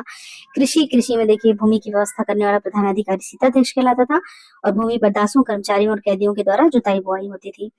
अर्थशास्त्र में कृष्ट, जुती हुई भूमि को कृष्ट कहा है। आकृष्ट मतलब कि बिना जुती हुई भूमि। अब आजकल आ रहे हैं ना ये सारे टर्म्स, मान लीजिए कृष्ट आकृष्ट आ ही गया तो आप सोचते रह जाओगे क्या चीज है। तो अर्थशास्त्र जो कौटिल्य ने लिखा था ना, उसमें कृष्ट जुती हुई भूमि है, आकृष्ट बिना जुती हुई भूमि है, स्थल ऊंची भूमि है, ये सब का उल्लेख वहां पे हुआ है। अदेव मात्रक भूमि वह भूमि होती है जिसमें कि बिना वर्षा के भी अच्छी खेती हो सकती है। आयकर के बारे में देखिए तो सेतु कर, वन कर है ना, और 1/6 पार्ट जो है दिया जाता था कर के रूप में। सीता क्या होता है, राजकीय भूमि से होने वाली आय सीता है। भाग उपज का हिस्सा है। प्रवेश आयात कर है। निष्क्राम्य निर्यात कर है। हिरण्य अनाज के रूप में न लेकर नगद लिया जाता था। हिरण्य से नाम ही लगा ना, कैश पैसा। सेतु बंध, सिंचाई का प्रबंध। विष्टि आ चुका है। निःशुल्क श्रम या बेगार को कहते हैं विष्टि मतलब वेस्ट, टाइम वेस्ट है, मतलब श्रम भी करो पैसा भी ना मिले तो क्या होगा, टाइम वेस्ट होगा ना, इसलिए विष्टि से याद करें निःशुल्क श्रम और बेगार। चाणक्य के अनुसार क्षेत्रक जो है भूस्वामी को कहा जाता था। उपवास काश्तकार को कहा जाता था। उद्योग क्या था इनका, उद्योग वही रहेगा, सूत काटना, बुनना, व्यापार करना। व्यापारी संगठन कौन थे, श्रेणी शिल्पियों का संगठन था, निगम व्यापारियों का संगठन था, संघ देनदारों महाजनों का संगठन था, सार्थवाह कारवा व्यापारियों का प्रमुख व्यापारी अनाज से संबंधित था। फिर आते हैं उद्योग धंधों की संस्थाओं को श्रेणी या फिर गिल्ड्स कहा जाता था, और न्यायालय के प्रधानों को महाश्रेष्ठी कहा जाता था। मुद्राएं वेरी वेरी इंपॉर्टेंट, हमेशा आया है, मेंस में भी आया है। तो मौर्यकालीन मुद्राएं देखिए, काशा, पर्ण और धारण, ये चांदी का बना हुआ था। जब ये काशा शब्द है ना, काशा पर्ण, पर्ण और धारण, पर्ण पर्ण मतलब सिक्का ही होता है, तो ये चांदी का बना हुआ था। सुवर्ण आ जाए तो सु से पता ही है आपको कि क्या, सोना। और निष्क, निष्क भी सोने को कहा जाता है, तो यह सोने का बना होता था। माशक और काकड़ी तांबे का सिक्का होता था, तांबे का माशक और काकड़ी। मौर्यों की राजकीय मुद्रा पर्ण थी। मुद्राओं का परीक्षण करने वाले अधिकारी को रूपदर्शक कहा जाता। राज्य के शीर्षस्थ अधिकारियों को 48 पर्ण और सबसे अधिकारी को 60 पर्ण का वेतन मिलता था। ये सिक्का वाला चीज इंपॉर्टेंट है, इसको देख लीजिए आप। वाणिज्य व्यापार देखा जाए तो हमारा व्यापार जगह जगह पे फैला हुआ था, क्योंकि गुजरात में भी हम देखते हैं बंदरगाह था, और पश्चिमी देशों के साथ व्यापार करते थे हम। दक्षिण में भी व्यापार करते थे, रोम, सीरिया, फारस, मिस्र, ये सब जगह जाके व्यापार करते थे। आंतरिक व्यापार के केंद्र कौन थे? तक्षशिला, काशी, उज्जैन, कौशाम्बी, तोसली, ये सब क्या थे? आंतरिक व्यापार के केंद्र थे। और मैगस्थनीज की एग्रोनोमोई नामक अधिकारी की चर्चा की है। मार्ग निर्माण का विशेष अधिकारी था ये। व्यापारिक जहाजों का निर्माण इस काल का प्रमुख उद्योग था। व्यापारिक मार्ग देख लीजिए, उत्तरापथ वाला है, पश्चिम में पाटल, तीसरा मार्ग दक्षिण में प्रतिष्ठान श्रावस्ती, चौथा मार्ग भृगु कक्ष से मथुरा को जाता था। इस तरीके से व्यापार के बारे में काफी कुछ उल्लेख है, मतलब अच्छा खासा यहाँ पे व्यापार था। ठीक है। मौर्यकालीन कला, कला के बारे में तो बहुत शानदार कला था। कला के लिए कहा जाए, जिस तरीके से मेंस के पहले मैंने बताया था, और वो देखिए आया भी क्वेश्चन पेपर में कि गुप्त साम्राज्य गोल्डन एज, गोल्डन ईरा था। तो अगर कला के बारे में कहा जाए ना, तो मौर्यकालीन कला शानदार है। इसमें स्तंभ, गुहा, स्तूप, ये सब के माध्यम से जो है कलाकारी की गई है। सर्वोच्च नमूना देखिए, एक ही पत्थर से ना स्तंभ बनाना, मतलब वो काटा हुआ नहीं है ना तो जोड़ा हुआ है, एक ही पत्थर को काट के इतना शानदार बनाया हुआ है। चट्टानों और कंदराओं का निर्माण करवाया है, गुफा का रूप दिया है। तो इसमें पत्थरों का इस्तेमाल होता है, लौह का इस्तेमाल होता है, पॉलिश का इस्तेमाल होता है, और भवन निर्माण में लकड़ी का भी प्रयोग किया गया है। तो किस चीज का प्रयोग नहीं किया गया? पत्थर भी है, लकड़ी भी है, अयस्क भी है, पॉलिश भी है, और काफी जो है इसमें निर्माण अच्छा खासा हमको दिखता है। और हम जो हमारा अशोक स्तंभ है देखा जाए तो उसमें चार तरफ से जो शेर की आकृति है और एक स्तंभ है, वो भी एकाश पत्थर पे ही बनाया हुआ है। पतन का कारण क्या था? देखिए, ये आपका इंटरव्यू पॉइंट का क्वेश्चन है, और मेंस के लिए भी, कि मौर्य साम्राज्य का पतन का कारण क्या सिर्फ अशोक ही था? तो ऐसा नहीं है। मौर्य साम्राज्य केंद्रीकृत प्रशासन पर टिका था, जिसका सबसे मजबूत आधार था सुयोग्य और दूरदर्शी सम्राट। तो सम्राट जब तक देखिए आपका स्ट्रांग रहेगा, तब तक राज्य आपका अच्छा खासा चलेगा। 232 ईसा पूर्व में क्या होता है? अशोक का देहांत हो जाता है। इसके बाद मौर्य साम्राज्य कमजोर होने लगता है। 185 ईसा पूर्व में अंतिम कौन हुआ था? हमने कहा था बृहद्रथ। बृहद्रथ जिसका वो सेनापति था पुष्यमित्र शुंग, उसने हत्या कर दी। तो बृहद्रथ की मृत्यु के साथ ही क्या होता है? मौर्य साम्राज्य का पतन हो जाता है। हालांकि मौर्य साम्राज्य जैसे विस्तृत साम्राज्य के पतन के लिए किसी एक कारण का होना पर्याप्त नहीं है। तो अलग अलग कारण कहते हैं कि हरिप्रसाद शास्त्री कहते हैं कि धार्मिक नीति, क्योंकि ब्राह्मण विरोधी नीति था। हेमचंद राय चौधरी कहते हैं कि सम्राट अशोक की अहिंसक और शांति प्रिय। भाई अहिंसा हो जाएगी, शांति प्रिय हो जाएंगे तो सैनिक क्या करेंगे? सैनिक तो भूखे मरने लगेंगे, युद्ध होगा नहीं, लूटपाट होगी नहीं, तो उससे क्या होता है? इकोनॉमी नीचे जाती है। इकोनॉमी जाती है तो फिर साम्राज्य का पतन होता है। तो आर्थिक संकटग्रस्त व्यवस्था होना डीडी कौशाम्बी कहते हैं। पतन के अन्य कारण कौन है? तो अयोग्य, निर्बल और अदूरदर्शी उत्तराधिकारी। देखिए, राजा कब तक जिएगा? राजा के उत्तराधिकारियों को भी तो सबल होना चाहिए। तो प्रशासन का अत्यधिक केंद्रीकरण हो जाना, राष्ट्रीय चेतना का अभाव होना, आर्थिक एवं सांस्कृतिक असमानताएं होना, प्रांतीय शासकों के अत्याचार होना, और करों की अधिकता, टैक्स का बहुत ज्यादा लगाया जाना, ये सब पतन के अन्य कारणों के बारे में दिया गया। तो अगर पूछता है ना कि क्या अशोक का बौद्ध धर्म धारण कर लिया जाना ही पतन का कारण है, तो ऐसा बिल्कुल नहीं है। ये पूरा कारण आप बता देंगे कि उत्तराधिकारी ही वैसे ही थे, काम चलाओ, है ना, अदूरदर्शी थे, आगे के बारे में सोचते नहीं थे। फिर अत्यधिक केंद्रीकरण हो गया, राष्ट्रीय चेतना का अभाव था, आर्थिक असमानताएं का आ जाना, ये सारे कारण जो हैं इनके थे। तो इस तरीके से काफी लंबा हो गया ये चैप्टर पढ़ते पढ़ते, लेकिन इसमें एक भी लाइन हमने छोड़ा नहीं है दोस्तों, इसको कंप्लीट कर लिया है। और इधर देखिए ये ऑब्जेक्टिव क्वेश्चन दिए हुए हैं, ऑब्जेक्टिव क्वेश्चन इसको आप करिएगा थोड़ा सा धीरे धीरे। इसमें देखिए जिस तरीके से दिया है कि प्राचीन भारत में कौन सी लिपि दाहिने से बाएं लिखी जाती थी? बाएं से दाहिने तो हमको पता है ब्राह्मी लिखी जाती है, लेकिन दाएं से बाएं लिखी जाने वाली क्या है? खरोष्ठी है। 1000 बार दोस्तों, यहाँ 1000 बार आया है ये फिल्म्स में। ये वैसे जेम्स प्रिंसेप का, मतलब सम्राट अशोक का जो सबसे पहले पढ़ता है ना, ये जेम्स प्रिंसेप भी कई बार आ चुका है, बहुत बार आ चुका है। और ये वाला तो सप्तांग सिद्धांत तो एकदम प्रासंगिक है, हमेशा आता है ना, इसको भी नहीं कहा जा सकता कि इम्पोर्टेंट नहीं है। तो यहाँ पे ये पीछे क्वेश्चन दिया हुआ इंडिका के लेखक कौन है, मेगास्थनीज है। मतलब आपने पूरा चैप्टर किया ना तो आपको क्वेश्चन करना कंपलसरी है। अगर आप क्वेश्चन नहीं करेंगे ना तो फिर आपका पढ़ने का कोई मतलब नहीं है। बराबर की पहाड़ी हमने पढ़ा अभी, है ना, दशरथ बनाया था, अशोक बनाया था। महावंश किससे रिलेटेड है ना। और देवानाम प्रिय किसको कहा गया, देवानाम प्रिय। देखिए हम कंफ्यूज कैसे होते हैं। जैसे यहाँ क्वेश्चन में पूछा है कि किन शासकों को देवानाम की उपाधि दी, देवानाम प्रिय की उपाधि दी गई थी। तो अशोक को तो दी गई थी, हम फटाक से टिक मार देंगे केवल एक, है ना। लेकिन देखिए यहाँ दशरथ जो उसका पौत्र था ना, जिसने आजीवक संप्रदाय को बराबर की पहाड़ियों में वहां पे भी दान दिया है, तो वो भी है देवानाम में, दोनों है, अशोक भी है और दशरथ भी है। मतलब कि ये दादा और पोते दोनों हैं। अशोक का पौत्र था दशरथ, तो ये दोनों थे। तो यही हम गलत कर देंगे इस क्वेश्चन को, केवल अशोक मार के। तो इस तरीके से हम क्वेश्चन जब करते हैं ना तो हमको एक्चुअल में पता चलता है कि किस तरीके से हमको लिखना है। ब्राह्मी और खरोष्ठी लिपियों का अर्थ कौन समझा पाया, तो प्रिंसेप, क्योंकि अशोक द ग्रेट है तो उनका पढ़ने वाला भी ग्रेट रहेगा, प्रिंसेप प्रिंस रहेगा। तो ऐसा करके हमने इसको याद किया था। तो क्वेश्चन आंसर करना बहुत ज्यादा जरूरी है। जब राजा दरबार में बैठा हो तो उसे प्रजा के बाहर प्रतीक्षा करवानी चाहिए। जब राजा दरबार में बैठा हो तो उसे प्रजा से बाहर प्रतीक्षा करवानी चाहिए। किसका कथन है, तो ये चाणक्य का कथन है। प्रजा के सुख में राजा का सुख निहित है और प्रजा के हित में ही प्रजा हिते हितम राज्ञः, चाणक्य का कथन है ये, है ना। तो ये आप ऐसे में भी यूज कर सकते हैं। देखिए जब आप एक चैप्टर पढ़ते हैं ना दोस्तों, तो एकदम मल्टीपर्पज पढ़िए। मतलब कि ये ऐसे में भी ये लाइन प्रजा हिते हितम राज्ञः, प्रजा सुखे सुखम राज्ञः, है ना, चाणक्य का कथन है। तो ऐसे में आप इसको कोट्स यूज कर सकते हैं। इवन किसी भी आंसर में जब आप राजा के बारे में उल्लेख कर रहे हो तो आप इसका उपयोग कर सकते हैं। और चाणक्य तो ऐसा इंसान है ना, चाणक्य, जिसका कि कोई ऐसा क्वेश्चन आंसर नहीं जहाँ पे इसका उल्लेख नहीं होगा, क्योंकि इसने अर्थशास्त्र किताब लिखी है, बहुत ही ज्यादा प्रासंगिक है, आज के समय में भी प्रासंगिक है। और उसका जो भी सिद्धांत है ना, पड़ोसियों के साथ कैसा व्यवहार करना चाहिए, ये सारी चीजें काफी ज्यादा महत्वपूर्ण है। तो इस तरीके से ये है। ये सिर्फ इतना ही एमसीक्यू हम नहीं करेंगे अभी। मैं तो इसका सिर्फ एग्जांपल अभी दे रही हूँ।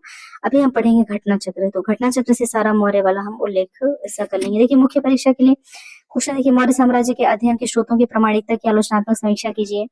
साहित्य के स्रोत भाई कहाँ से हम पढ़ सकते हैं इसको, तो मैंने किताबों के बारे में हमने उल्लेख किया था।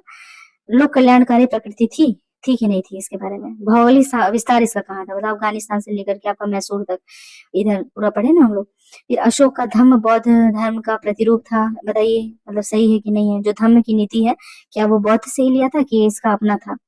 धम्म नीति किस प्रकार से पारंपरिक राज्य की प्रकृति और नीति को बदल कर रख दिया। मौर्य साम्राज्य के केंद्रीय प्रशासन के प्रमुख तत्वों का विवेचना कीजिए। तो ये एक ऐसी किताब है ना कि आपको सोचने पे भी मजबूर करती है, आपको एमसीक्यू भी करवा रही है, आपको मेंस का भी प्रश्न करवा रही है, और साथ में आपको थ्योरी भी अच्छा खासा ये पढ़ा दे रही है। और इतना अगर हम करते चले, मुझे पता है कि 1 घंटे से ज्यादा हो चुका है हमको पढ़ते हुए, लेकिन ये चैप्टर हम ऐसे पढ़ लेंगे कि इसे हमें दोबारा पढ़ने की जरूरत ना पड़े। और इसके क्वेश्चंस करेंगे भी घटना चक्र से। अगला जो हमारा वीडियो बनेगा उसमें क्वेश्चन कर लेंगे तो आपको और ज्यादा क्लियर हो जाएगा और आप जान पाएंगे कि घटना चक्र से किस प्रकार से हमें पढ़ना चाहिए। तो दोस्तों आप लोगों को क्या सुधार लग रहा है इसमें, इस प्रकार की वीडियो में, और क्या सुधारा जाना चाहिए? क्या ज्यादा टाइम लग रहा है, या फिर देखिए और आराम से तो हम पढ़ नहीं पाते, फिर लास्ट में भी हम बहुत जल्दी जल्दी पढ़ने की कोशिश करते हैं, सब चीजों को स्किप कर करके पढ़ते हैं।